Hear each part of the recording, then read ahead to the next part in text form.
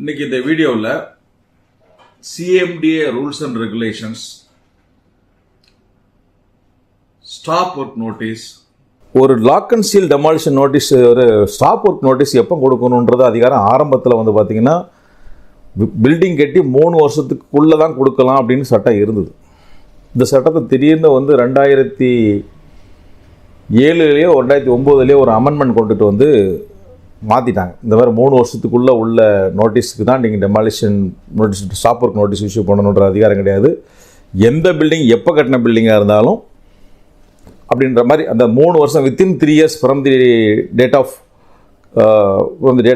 Construction அப்படின்ற வார்த்தையை எடுத்து ரிமூவ் பண்ணிட்டாங்க. இப்போ என்ன ஆச்சுன்னா அந்த வித்தின் 3 years அப்படின்ற வார்த்தையை எடுத்துட்டதுனால இப்போ வந்து அரசாங்கத்துக்கு ஒரு எதேச்சியான அதிகாரம், ஆர்பிட்ரரி அதிகாரம் கிடைக்குது. இப்போ வெள்ளக்காரங்களில் கட்டத்தில் கட்டப்பட்ட ரிப்பன் பில்டிங் அவங்களுக்கு டெமாலிஷன் நோட்டீஸ் இஷ்யூ பண்ணலாமான்னா இஷ்யூ பண்ணலாம். இந்த ப்ரொவிஷன் படி ஸ்டாப் ஒர்க் நோட்டீஸ் இஷ்யூ பண்ணிவிட்டு இதை வேணால் அவங்கள வந்து கேட்க முடியாது. வெள்ளக்காரன் கட்டத்தில் பில்டிங் தான் அண்ணா எப்போ கட்டினதாலும் எனக்கு இந்த ஆக்ட் படி நான் நோட்டீஸ் இஷ்யூ பண்ணுறது பவர் இருக்குது. உதாரணத்துக்கு ஹைகோர்ட் பில்டிங்கே பார்த்தீங்கன்னா ஹைகோர்ட் பில்டிங் எப்போ வந்துச்சு, வெள்ளக்காரன் கட்டத்தில் கட்டினது. அந்த அவங்களுக்கு ஹைகோர்ட் பில்டிங்க்கு ஒரு நோட்டீஸ் இஷ்யூ பண்ணுறாங்க.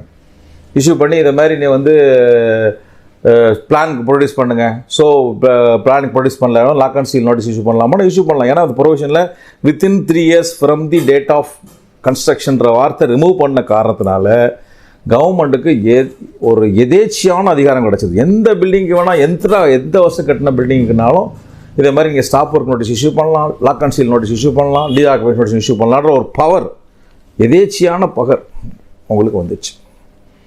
உண்மையிலே இது ஒரு வெல்ஃபேர் லெஜிஸ்லேஷனாக நான் கருதலை. நீங்கள் எடுத்தால் ஒரு 3 வருஷத்துக்குள்ளே எடுக்கணும் அப்படின்னு சொல்லி போட்டிருந்தீங்கன்னா அது ஒரு நியாயம் இருக்குது. ஏன்னா 3 வருஷமாக ஆயிடுச்சு, அதுக்கப்புறம் இல்லைன்னு. இப்போது எந்த வருஷம் கட்டின பில்டிங்னாலும் இதே மாதிரி ஸ்டாப் ஒர்க் நோட்டீஸ் இஷ்யூ பண்ணலாம், டெமாலிஷன் நோட்டீஸ் இஷ்யூ பண்ணலாம், lock and seal notice issue பண்ணலாம் அப்படின்னு சொல்லும்போது அப்போது எப்போ எல்லாருமே ஒரு கவர்மெண்ட்டுடைய தயவில் தான் வாழணுன்ற மாதிரி ஒரு நிலைமை உருவாகுது. ஸோ இப்போ இந்த மாதிரி இஷ்யூ பண்ண அந்த சட்டத்தில் என்னையா உங்களுக்கு வழிமுறை இருக்குன்னா, நீங்கள் இதை தூக்கிட்டு போயிட்டு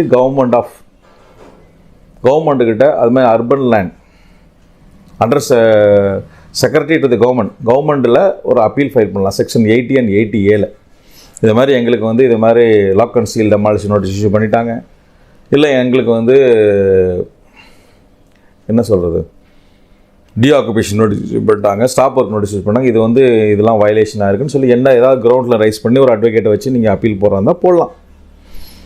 அதுக்கு என்னென்ன ப்ரொவிஷன் பண்ணுறது, அதுக்கு என்னென்ன கிரவுண்ட்ஸ் ஒர்க்குன்றதை நம்ம ஒர்க் அவுட் பண்ணி பண்ணலாம்.